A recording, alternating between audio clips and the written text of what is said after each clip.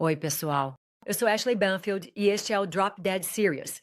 E sim, eu sei, não estou com a minha aparência de sempre. É que estou viajando, então estou falando com vocês de um quarto de hotel.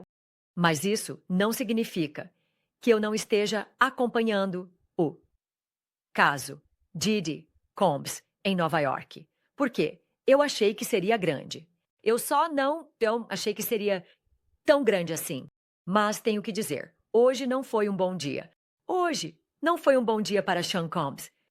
Nunca é um bom dia quando você é acusado de tráfico sexual e, de extorsão, certo? Em um tribunal federal. Nunca é um bom dia. Mas, no primeiro dia, quando as histórias começam a ser contadas em forma de narrativa para o júri, que, é o bom, o ruim, o feio e há mais testemunhas do que sabíamos. Sim, você tem uma subida difícil pela frente se for advogado do Diddy. E sabe de uma coisa? Se você achou que entrando nisso seria só a palavra dele contra a dela, pense de novo. Não é a palavra dele contra a dela. É como se fosse a palavra dele contra a deles.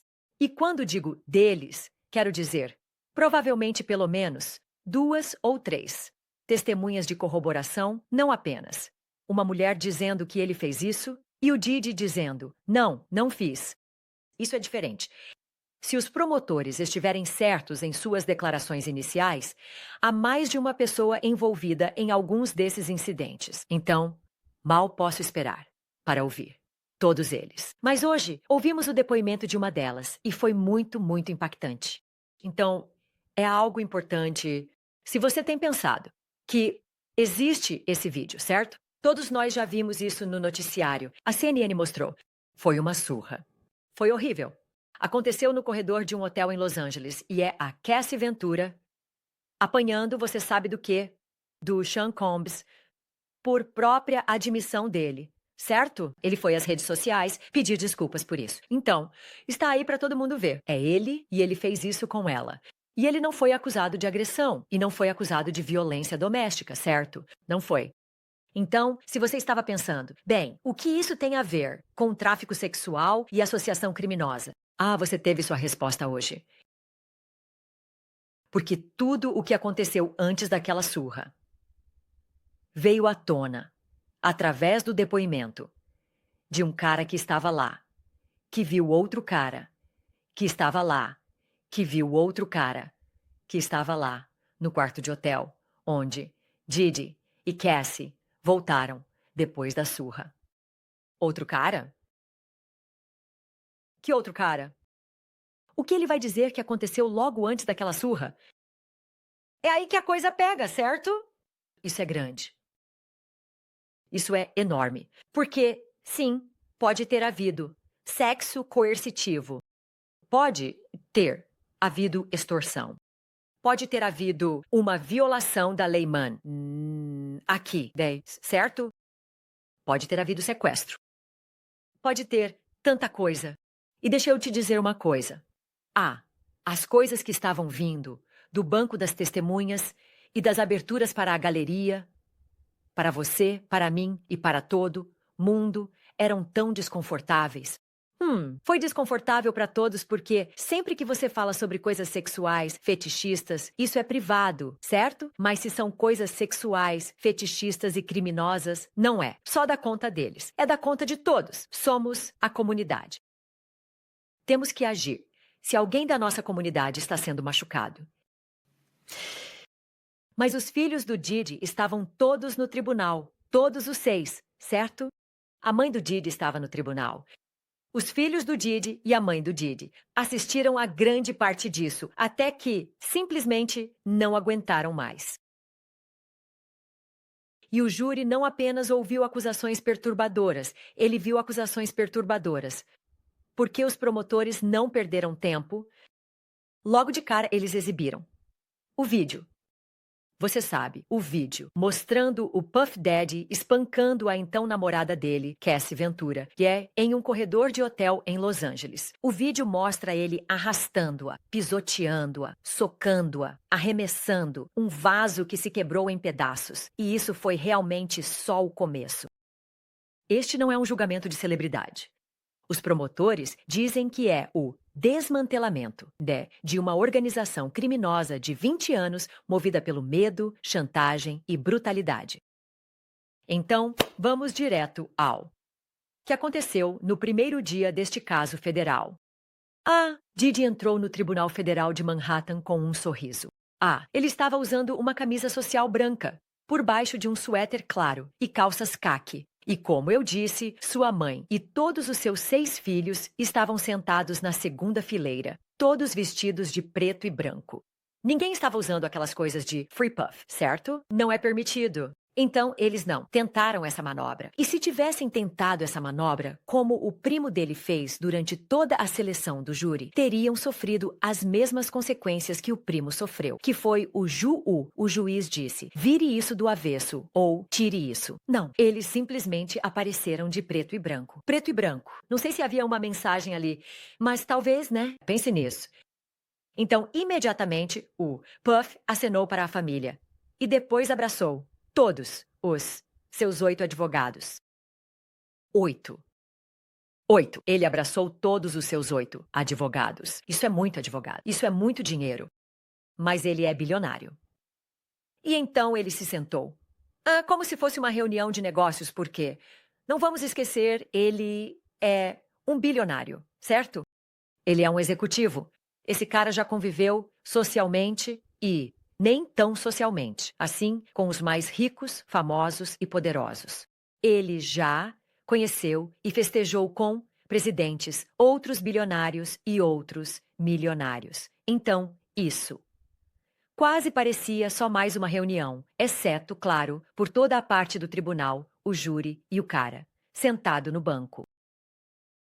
Então, o TMZ informou que uma advogada chamada Karen Agnifilo também estava sentada na sala do tribunal hoje, e você provavelmente vai se lembrar desse nome, Karen Agnifilo, porque ela representa Luigi Mangione, e ela também é casada com o principal advogado de Didi, Mark Agnifilo. E antes de toda a movimentação começar, o Didi estava lendo silenciosamente a Bíblia, certo? Ele está lendo a Bíblia enquanto está sentado à mesa da defesa. Pare por um momento e apenas imagine isso. E agora eu quero que você percorra a antologia de todas as imagens do Didi na sua mente ao longo dos tempos. Vocês já viram o Didi lendo uma Bíblia antes? Talvez você já tenha visto, certo? Sem julgamentos aqui. Mas eu nunca vi. E não suporto quando alguém pega uma Bíblia só quando é conveniente, sabe? Já vi tantos réus entrarem no tribunal segurando uma Bíblia, provavelmente porque o advogado de defesa disse: a imagem é boa, faz você parecer um homem temente a Deus. E se vamos falar de muita coisa sexy e suja, talvez a gente precise equilibrar isso com um pouco, você sabe, de coisa de Deus. Enfim, o Didi estava lendo uma Bíblia na mesa da defesa. Bom para você. Não sei em que versículo ele estava, mas a imagem. Você está sendo acusado de tráfico sexual e coerção e está folheando as escrituras, esperando as coisas começarem? Acho que alguns jurados podem ser espertos o suficiente para perceber isso, se é que chegaram a ver. Não sei. 12 jurados, 8 homens, 4 mulheres, todos empossados logo no início desta manhã. 6 suplentes também ficarão de prontidão durante todo o julgamento. E então, os 3 extras, os reservas, certo? Adoro isso. Nunca tinha ouvido falar de jurados reservas antes, só de suplentes. Para mim, esses são os jurados reservas, os suplentes. Mas, não, você tem 3 reservas. Ele está acostumado com backing vocals. Provavelmente não está acostumado com jurados reservas, mas agora ele tem. O advogado do Didi, Mark Agnifilo, começou com algumas objeções a alguns dos desafios peremptórios que a promotoria estava usando para dispensar jurados. Você sabe, os desafios peremptórios são quando você pode dispensar qualquer pessoa, por qualquer motivo. Mas existem algumas exceções. Você não pode usar raça ou gênero como motivo. Mesmo que você não diga por que dispensou os jurados, você nem pode ter isso em mente, como raça ou gênero. E então algumas jurisdições incluem outras classes protegidas também, mas se o outro lado começa a perceber um padrão, certo, com o advogado adversário, tipo, tem algo errado aqui, você pode levantar uma objeção. E, sabe, Agnífilo achou que os promotores estavam excluindo jurados negros. Demais. Então, Mark Agnífilo levanta a mão e faz uma objeção. Ele protestou contra isso.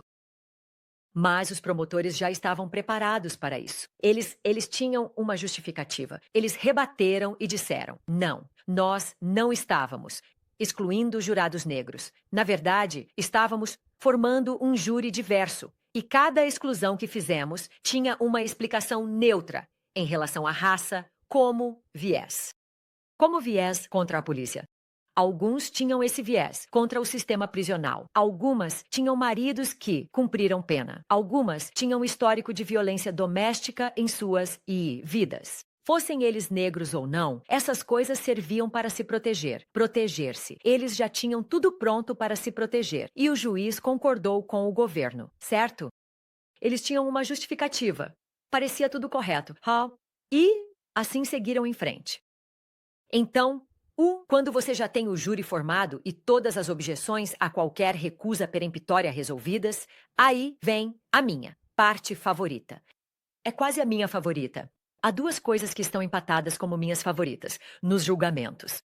As declarações de abertura. E com o que você acha que isso está empatado? Com as declarações finais. Ainda falta um pouco para chegarmos lá, mas... Então, nas declarações de abertura, eu já estava até fazendo pipoca. Então, fique confortável, ok? Porque eu tenho que te dizer, as declarações de abertura são a forma de você explicar para um monte de pessoas leigas o que diabos está acontecendo aqui, certo? E você pode ganhar ou perder um caso aqui. Tipo, se você não é bom em contar a história de ninar em um fluxograma realmente bom, que faça sentido e fique na cabeça das pessoas. Se você não sabe contar a narrativa do seu jeito, então você é ruim e não deveria ser um litigante. É por isso que eu adoro as declarações de abertura, porque o júri realmente tem tudo explicado para eles. E então as provas vão, tipo, preencher, exatamente, ao lado de tudo o que foi dito, durante as declarações de abertura, e serão comprovadas pelas evidências. Certo? Então, as declarações de abertura são super importantes e nelas os promotores pintaram Diddy, também conhecido como Sean Combs ou Puffy, qualquer apelido que você escolher, retratando-o como uma máquina criminosa. Eles disseram que, por décadas, ele usou ameaças, violência e drogas para forçar mulheres a atos sexuais degradantes e para mantê-las sob seu controle. Uma mulher, conhecida apenas como Jane, ou Jane Doe, supostamente suportou sexo forçado, segundo os promotores, no que agora ficou infamemente conhecido como freak-offs, sexo fetichista com acompanhantes masculinos. Eles disseram que Diddy se recusava a permitir o uso de preservativos. Repreendia Jane por vomitar-se e, certa vez, arrombou as portas da casa dela e a derrubou no chão com um chute. Os promotores também alegam que, quando chegou a hora de falar sobre Cassie Ventura, Diddy forçou uma acompanhante a urinar na boca dela. Você me ouviu. Lembra quando eu disse que as coisas seriam, tipo, nojentas? Os promotores alegaram que ela sentiu como se estivesse sufocando. Mas, abre aspas, sabia que não tinha escolha. Fim da citação. Os promotores também anteciparam o depoimento do ex-assistente de Diddy, que alega que Diddy agrediu sexualmente Cassie.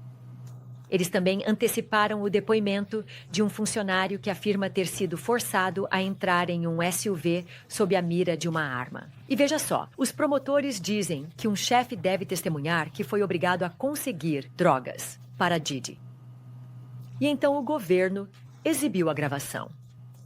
Cassie Ventura é vista descalça, usando um moletom com capuz e calça azul, no elevador do Hotel Intercontinental, em Century City, Califórnia. Isso fica, tipo, bem na região de Los Angeles. E nesse vídeo, Diddy agarrou Cassie por trás, a jogou no chão, pisou nela, a chutou, a socou e a arrastou para fora do campo de visão, Novamente, Sean Combs foi às redes sociais, admitiu e pediu desculpas por isso. Então, você pode dizer que ele supostamente está na gravação, mas neste ponto, ele admitiu estar na gravação. E depois disso, você sabe, ele apagou suas redes sociais. Momentos depois, durante a agressão, Sean Combs joga um vaso, que se quebra. E o júri viu fotos dos cacos de vidro no tribunal. A reação de Didi no tribunal foi, você pode dizer, meio contida. Mas em um momento, ele meio que se inclinou para a frente e então soltou um suspiro. Na maior parte do tempo, ele ficou sentado sombriamente, mal levantando os olhos para a tela do que passava. Por que você quer ver isso se fosse você? O seu pior momento? Eu não sei. Talvez não tenha sido o pior momento dele. Suspeito que os advogados dele vão dizer que foi o pior momento da vida dele. Mas quem sabe o que mais os promotores têm? Eu não sei. As filhas do Didi, no entanto, tiveram uma reação diferente. Elas estavam, mordendo o lábio inferior. Elas desviaram o olhar. Elas cobriram o rosto. Os filhos dele se inclinaram para a frente e assistiram. E então chegou a hora de ouvir a defesa. E a declaração de abertura deles. E foi poderosa. Certo? Lembre-se, você entra em um tribunal com a presunção de inocência. Então, quando você ouve a declaração de abertura de um advogado de defesa, é importante saber que você tem um cara inocente. E aquele outro lado ali, eles é que têm que provar, ok? E o advogado de defesa dele disse, este caso nem sequer é sobre crime, é sobre relacionamentos complicados. A advogada de defesa, Tani Geragos, filha de Mark Geragos, disse ao júri, abre aspas, ele não está sendo acusado de ser maldoso. Ele não está sendo acusado de ser um idiota, fecha aspas. Ela reconheceu o vídeo do hotel. Isto foi o que ela disse, abre aspas. Horrível, desumanizante, violento, terrível, fecha aspas. Mas ela disse que foi uma briga por causa de um telefone, não uma prova de rico. E se você gosta de tribunais, provavelmente já sabe que RICO é a forma abreviada de extorsão e organização criminosa. Ela alertou os jurados para não confundirem sexo não convencional com conduta criminosa, dizendo, abre aspas, vocês podem saber sobre o amor dele por óleo de bebê. Isso é um crime federal? Não. Fim da citação. A primeira testemunha foi um homem chamado Israel Flores. Eu disse para você se acomodar antes, agora preciso que você realmente se acomode. Porque isso aqui, é algo bem pesado. O Sr. Flores agora é policial do LAPD. Mas em março de 2016 ele não era. Naquela época, ele era ex-assistente de diretor de segurança do Hotel Intercontinental em Los Angeles. O mesmo hotel onde aquela agressão no corredor foi gravada. Ele testemunhou que, no dia da agressão, recebeu uma ligação dizendo que havia, abre aspas, uma mulher em perigo, fecha aspas, no sexto andar, e quando chegou lá, disse que viu Didi de toalha e meias andando de um lado para o outro, com um, abre aspas, olhar diabólico. Ele também testemunhou que viu Cassie, escondida em um canto, cobrindo o rosto. O policial Flores disse que o corredor estava destruído. O vaso de flores como estava quebrado. Ele disse que falou para Didi, você vai ter que pagar por esse dano. E então ele testemunhou que escoltou os dois, de volta para o quarto. Eu vou dar uma pausa aqui por um instante. Espero conseguir mais informações sobre isso, porque agora eu não tenho e estou super irritada. Por que qualquer segurança chegaria a uma cena dessas, sabendo que há uma mulher em perigo no sexto andar, e então se depara com o vaso quebrado, o cara de toalha, sabendo que é o Didi, ele o reconheceu, e então escolta os dois, de volta para o quarto do hotel? Por que você a escoltaria? Por que você não a escoltaria para fora do hotel imediatamente? Chamaria a polícia, conseguiria um carro para ela, mas não a levaria de volta para o que provavelmente foi a cena onde o crime começou. Enfim, é tudo o que sabemos. Estou chateada. Estamos todos em um processo de aprendizado, segundo alguns, depois do movimento Me Too, mas você Ok, chega disso. Então, uma vez de volta ao quarto do hotel, esse ex-segurança do hotel, agora policial do LAPD, disse que viu algo enorme, na minha opinião, algo enorme. Ele disse que viu outro homem dentro do quarto. O quê? Espera aí, o quê? Esse é um grande momento para mim, porque até esse ponto, ninguém fazia ideia de que havia outra pessoa envolvida em qualquer coisa relacionada ao vídeo da agressão de Cassie pelo Diddy. Mas esse segurança, agora policial do LAPD, disse que havia outra pessoa no quarto do hotel e descreveu esse homem como um negro, né, vestido com roupas escuras. Meu Deus.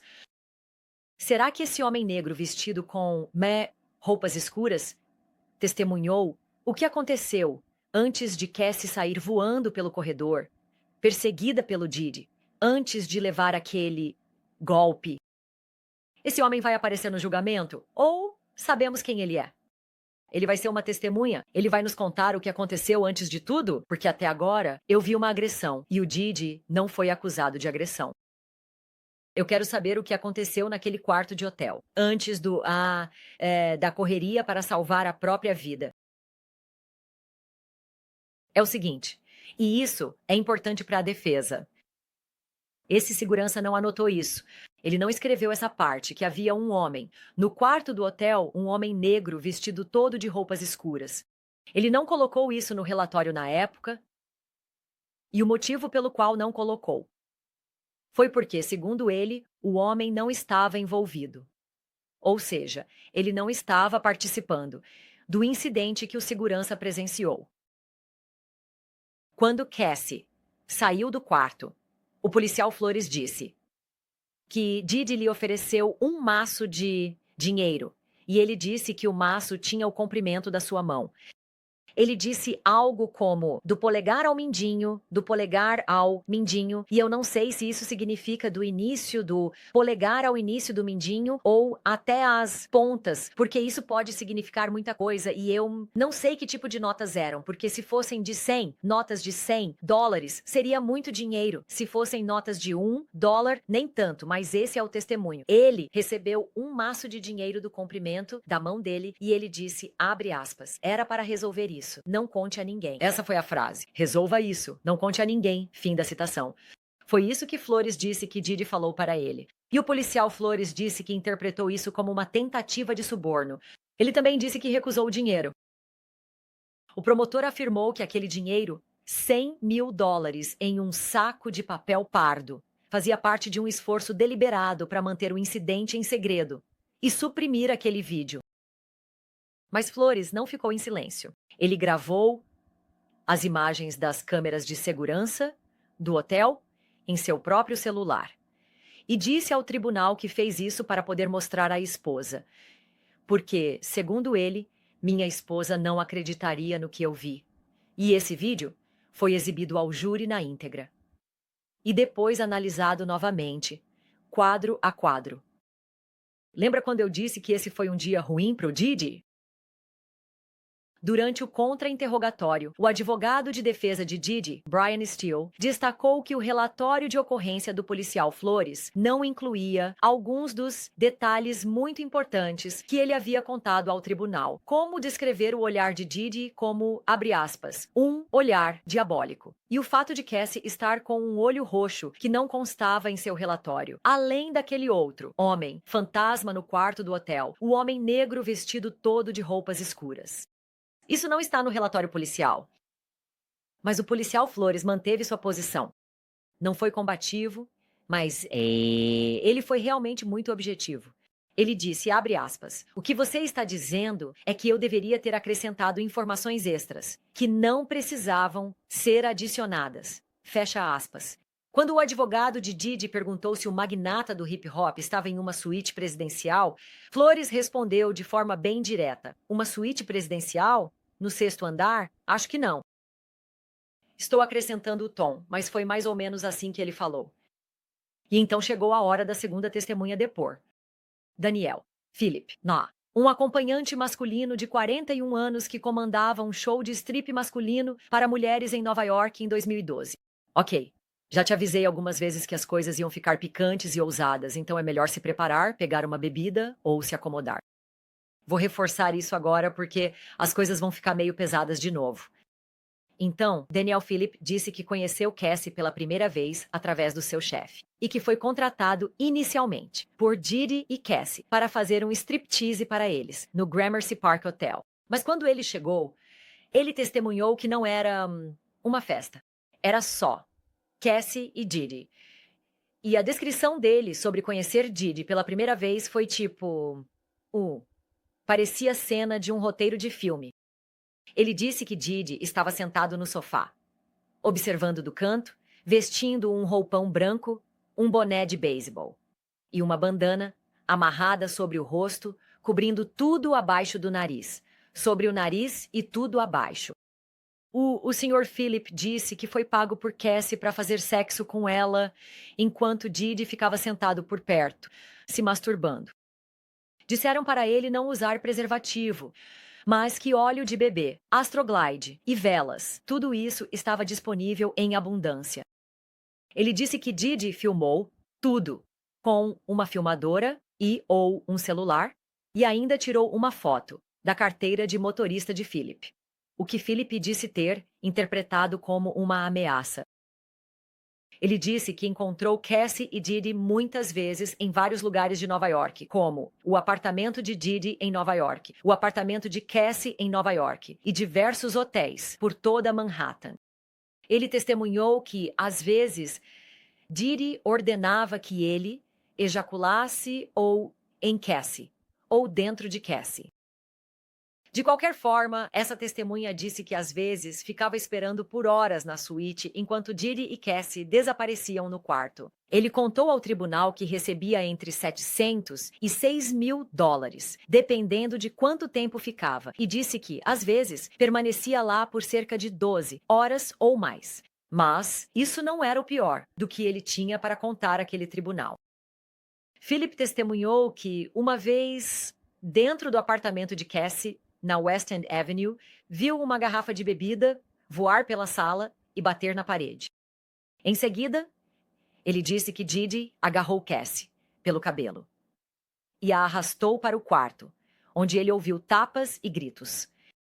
Ele testemunhou que quando o casal saiu do quarto, disse que Cassie estava visivelmente abalada, mas que Didi apenas olhou para os dois e disse... Abre aspas. Vocês estão prontos para continuar agora? Fecha aspas. Phillip contou ao júri que não conseguiu continuar depois de presenciar aquilo. E quando Phillip saiu da sala do tribunal para uma pausa, Didi o encarou. Quando seu depoimento foi retomado, ele disse ao júri que não relatou o que viu, porque temia por sua vida. Ele disse, abre aspas, o que eu pensava era, este é alguém com poder ilimitado. Mesmo que eu fosse a polícia, acabaria perdendo minha vida. Fecha aspas. Phillip disse que tentou construir uma amizade com Cassie e disse a ela que ela estava em perigo. Ele disse que implorou para que ela fosse embora e então contou ao júri algo profundamente pessoal sobre si mesmo. Ele afirmou que após testemunhar o abuso, o medo, a violência, desenvolveu disfunção erétil. As filhas de Didi saíram da sala do tribunal no meio do depoimento dele e não voltaram. Mas os filhos dele permaneceram.